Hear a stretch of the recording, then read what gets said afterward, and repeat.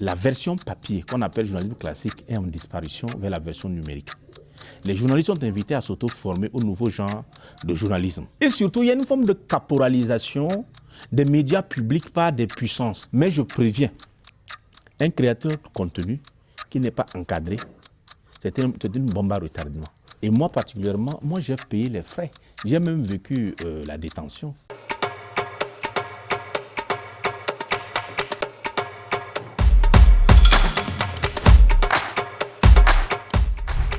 Je suis Edouard Kambouissoa Samboué, directeur de publication du média en ligne La Bali Média, basé à Dapan, dans la région de Savane, au nord du Togo. Votre média est un média indépendant et qui parle de médias indépendants parle de moyens, de finances, d'où vous sortez vos moyens, vos éléments, comment vous faites pour subvenir aux besoins, aux charges de ce média, sachant que nous sommes dans des pays difficilement pauvres, on va dire. Comment vous faites? Effectivement, c'est un véritable défi aujourd'hui pour des médias indépendants de survivre, surtout quand on est dans une région comme la région des Savanes. Un véritable défi pour engranger de l'argent et permettre aux médias de vivre, c'est très compliqué. Mais nous avons mis en place un circuit très simple, c'est-à-dire qu'au lieu que le média nous produise de l'argent très rapidement, puisque c'est un média qui vient de commencer, c'est un média qu'on appelle une nouvelle forme de média en ligne dans cette région, et nous sommes pionniers. Donc c'est nous-mêmes, au travers de ce que nous faisons à côté. Moi, je suis par exemple éleveur, je suis aussi agriculteur. Donc, j'ai trouvé un modèle économique qui permet à mon média d'exister. Pour le moment, c'est ce que je fais à côté qui permet aux médias de pouvoir exister. Et maintenant, à la longue, le média va me reverser ce que j'ai investi. Voilà, puisque les publicités ne sont pas encore comprises ici. Et les gens n'ont pas encore compris qu'il faut payer, les journalistes payer ce que nous produisons à la hauteur même de la valeur financière. Et s'il y a un travail qui doit être fait, tu sais, quand tu es pionnier, il faut accepter un certain nombre de sacrifices, effectivement. Et c'est ce que on a essayé de faire, en trouver un modèle économique qui nous pousse à chercher de l'argent ailleurs et chez nous, l'agriculture et l'élevage, pour permettre aux médias de pouvoir vivre. Ça s'appelle de l'autofinancement. Absolument, c'est voilà. L'autofinancement. Et pour parler de parcours, comment fait-on pour être un journaliste aguerri comme vous? Oui, il faut noter que tout mène au journalisme, le journalisme mène à tout. On a l'habitude de le dire, mais effectivement, il faut considérer aussi que c'est un métier de passion et de vocation. Chez moi, ça a été une vocation. Je suis d'abord juriste de formation. J'ai été enseignant et par la suite, j'ai décidé maintenant d'aller d'abord me former, ce qu'on appelle sur le tas, c'est-à-dire en tant que stagiaire, fréquenter les rédactions, faire des parcours dans les rédactions divers et après, maintenant, effectivement, aller maintenant à l'école de journalisme pour faire un diplôme ajouté. Donc ça fait que bon, le circuit est un peu plus long, mais au moins on a de l'expérience et ensuite on a aussi de la diplomation. Voilà. Nous vous suivons beaucoup depuis quelques années. Nous voyons que vous essayez de réinventer une forme de journalisme, vous cherchez l'authenticité dans ce que vous faites et vous allez au contact des populations. Pourquoi vous vous intéressez autant à ces populations dites vulnérables? Il faut noter que nous sommes situés dans une localité un peu plus loin de la capitale et notre média devient d'emblée un média de périphérie. Quand on dit périphérie, c'est un média de proximité, proche des populations, autour de laquelle le média se situe. Et c'est ainsi que, étant dans la région des Savanes, au Togo, on considère la région de la Savane comme la région la plus pauvre. Et quand on dit dans le jargon que la région la plus pauvre, c'est là où il y a moins d'eau, il y a problème de l'environnement, il y a problème de la nourriture, problème de l'élevage, il y a des conflits divers, il y a problème des violences basées sur les gens, les problèmes de la déscolarisation, les problèmes de... Il y a beaucoup de trucs qui se passent dans ces régions. Et nous, comme le média plonge, il doit plonger sa plume dans le vécu quotidien de sa population. Donc nous sommes allés proche de ces populations pour que les populations racontent elles-mêmes ce qu'elles vivent.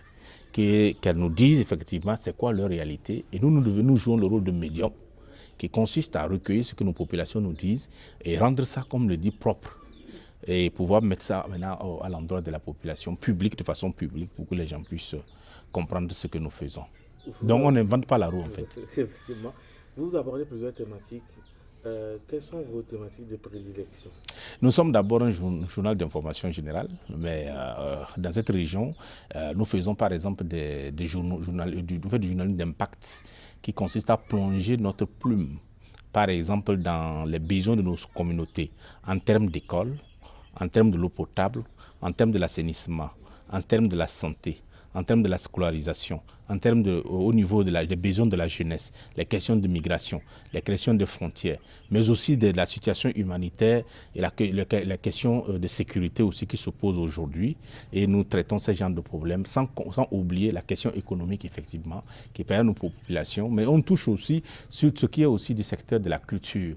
La culture dans le sens street, qui est lié aux réalités locales, mais aussi dans le sens de quelques circuits touristiques qui nous permettent de mettre en lumière ces circuits touristiques qui n'étaient pas connus. Est-ce qu'il y a lors d'un tournage, un événement, un élément qui vous a sensiblement touché? Beaucoup d'éléments m'ont vraiment touché.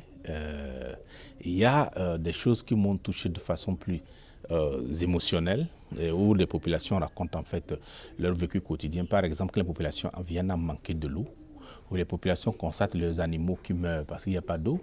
Les populations constatent qu'il n'y a pas de route pour joindre une autre localité.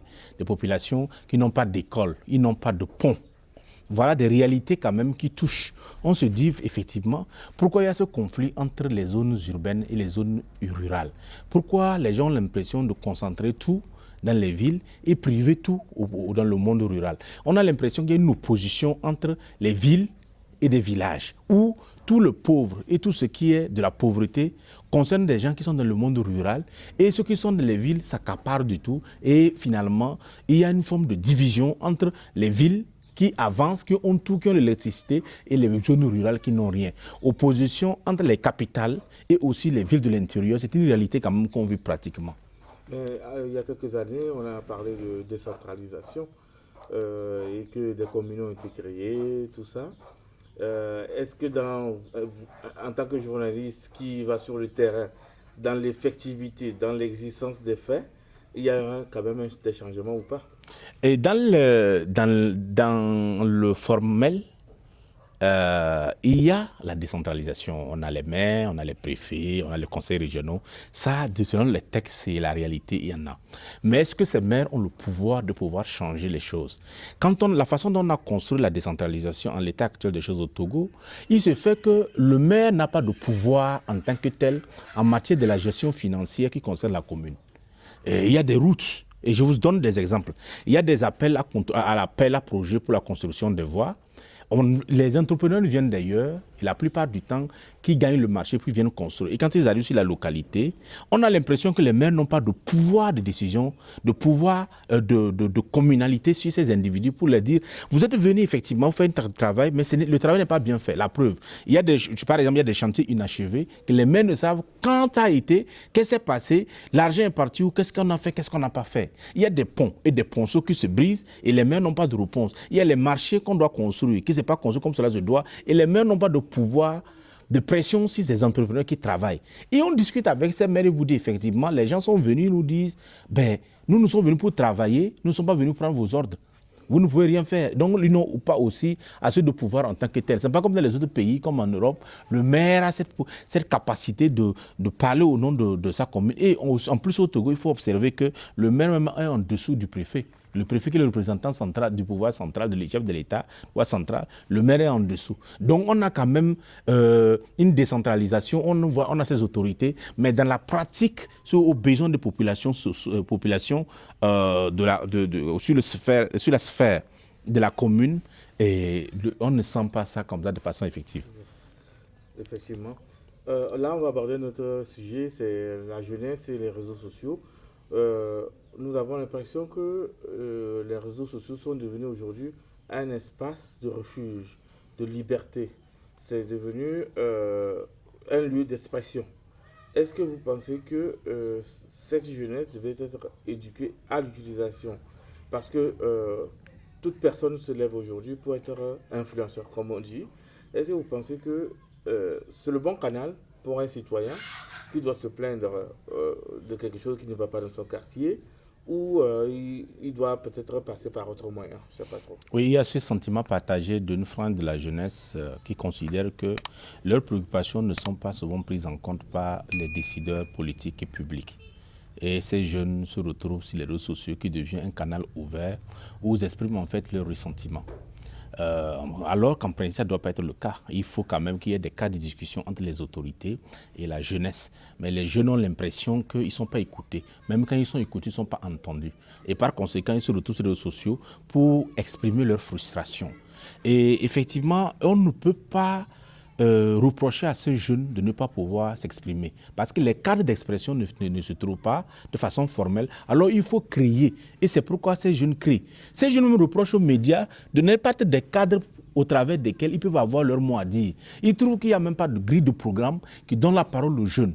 Et quand le média se retrouve à l'antenne, les médias n'abordent pas des sujets qui intéressent à la jeunesse, qui intéressent à la société. Ils ont l'impression que les médias même constituent des canaux ou bien des miroirs pour seulement que les hommes politiques et les hommes de pouvoir s'expriment. Et par conséquent, ils ont l'impression que le message vient du haut vers le bas et non de part et d'autre. Donc les reproches sont faits autant aux hommes politiques, mais aussi aux journalistes. Mais aujourd'hui, au regard des défis liés par exemple à la désinformation, à la manipulation, au fléau de l'anarque, au fléau de manipulation, de la sexité peu consort, il est urgent et important qu'on commence par sensibiliser, éduquer nos enfants à ce qu'on appelle l'éducation aux médias et à l'information pour qu'ils puissent comprendre que dans la sphère du net, dans l'univers de l'Internet, il y a beaucoup de choses à prendre, il y a beaucoup de choses à rejeter et comment on peut sérier ce qui est bon sur le net et ce qui n'est pas bon. Et ça, c'est un défi urgent, mais je pense que nos décideurs n'ont pas encore compris.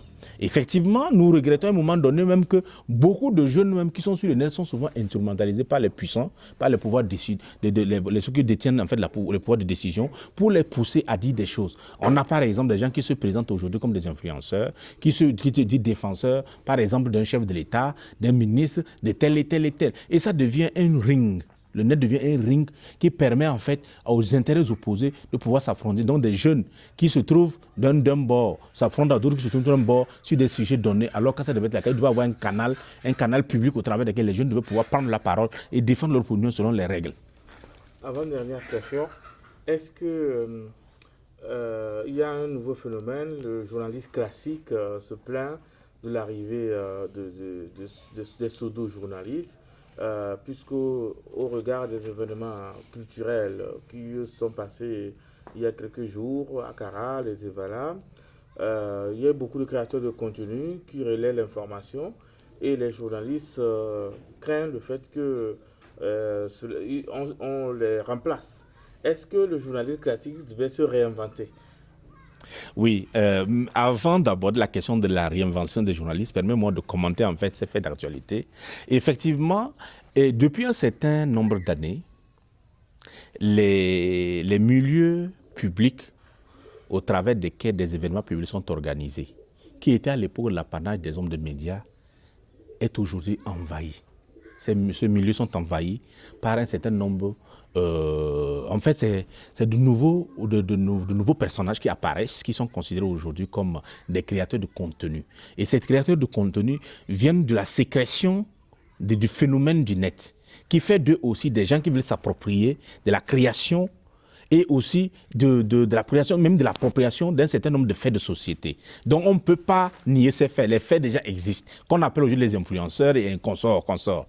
Mais ce qui fait aujourd'hui débat, c'est que le journaliste qui fait partie aussi de ces types de médias, où on considère le journaliste comme le métier qui a toujours existé, travaille en fonction des règles. Puisque c'est le journaliste qui a le monopole de l'information. Il a des règles, comme on appelle l'éthique et la déontologie, qui fait de lui l'homme qui va à la collecte, au rassemblage, au traitement, et avant d'avoir un produit fini selon les règles, et qui donne l'information publique et qui considère le contour. Qu'il y a par exemple le code de la presse, il y a aussi le code pénal, il y a le code civil qui considère ça.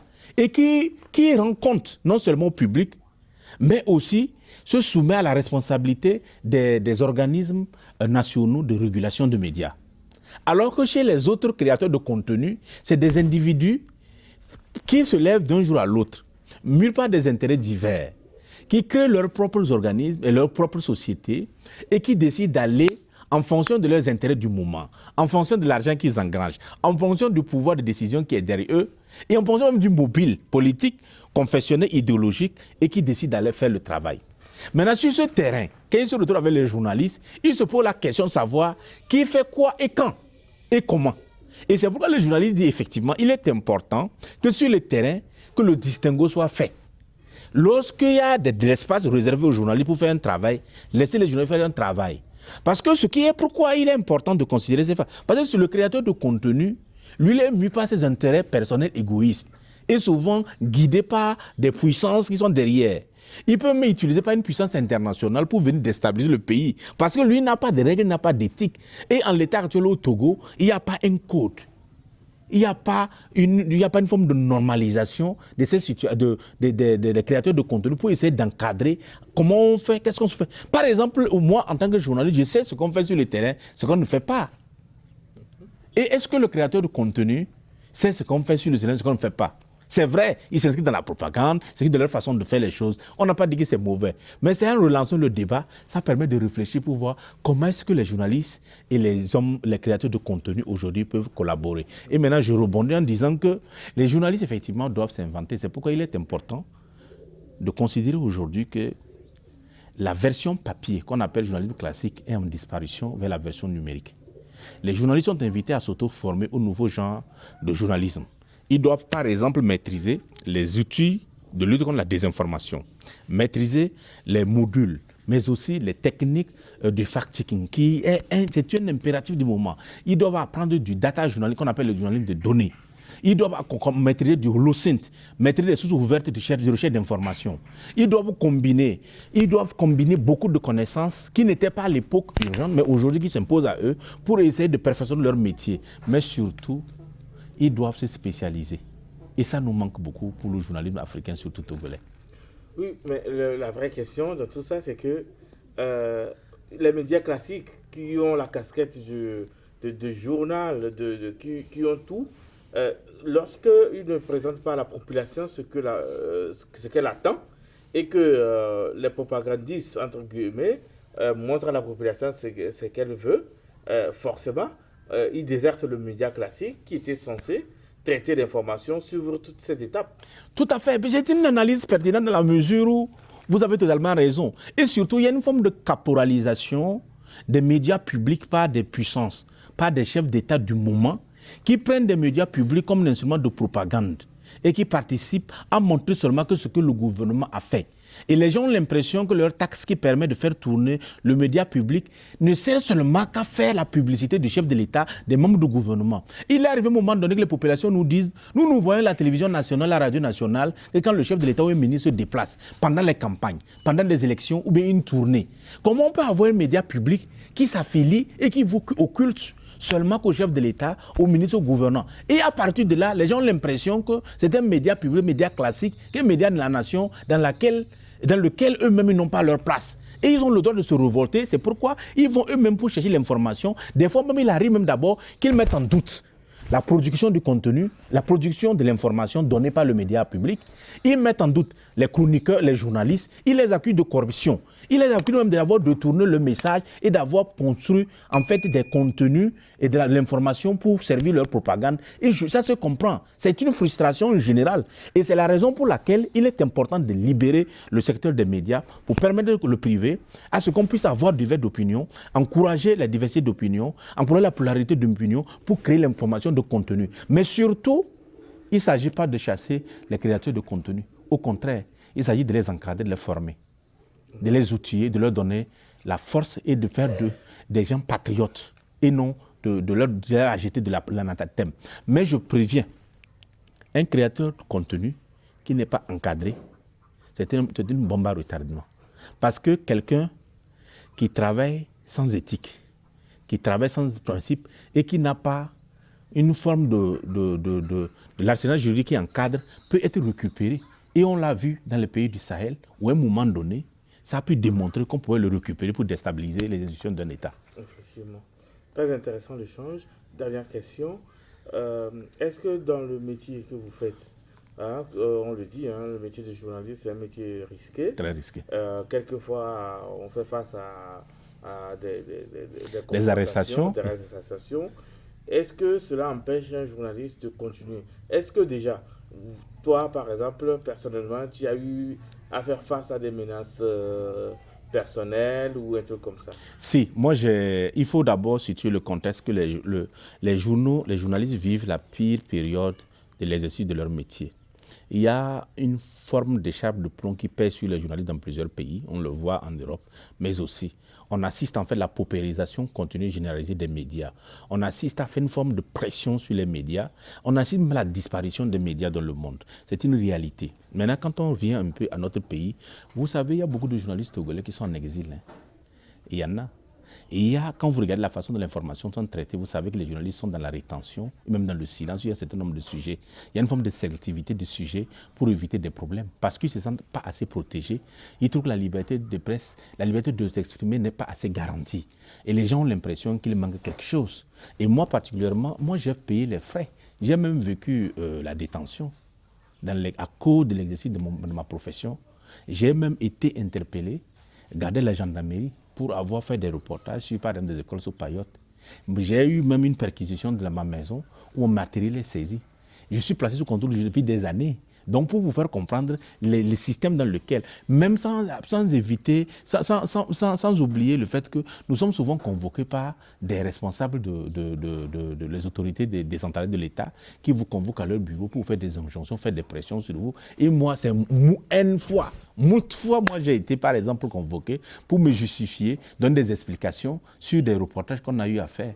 Vous imaginez quand une autorité décentralisée de l'État vous appelle pour vous faire des pressions, alors que la personne ne vient pas de la HAC, la personne ne relève pas du ministère de l'information, de la communication, vous devez lui donner des explications, sans compter les pressions que les gens mettent sur vous, et sans compter la pression économique, l'exclusion, parce que vous êtes exclu, vous êtes arrivé à lever le lièvre, à aborder par exemple un sujet de corruption, vous êtes arrivé à aborder un sujet sur les chantiers inachevés, les chantiers fragiles, les responsabilités, et là, vous êtes stigmatisé, mais exclu.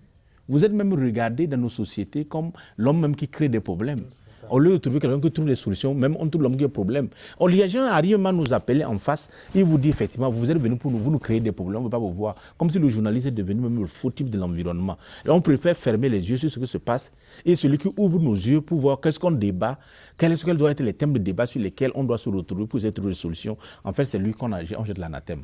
Et effectivement, c'est un truc que moi j'ai vécu. En tout cas, bon courage à vous dans ce métier. Merci. Moi, j'ai toujours dit que je ne suis pas journaliste. Je suis un vidéaste à la quête de la culture. Je ne me vois pas trop être privé de mon petit pain.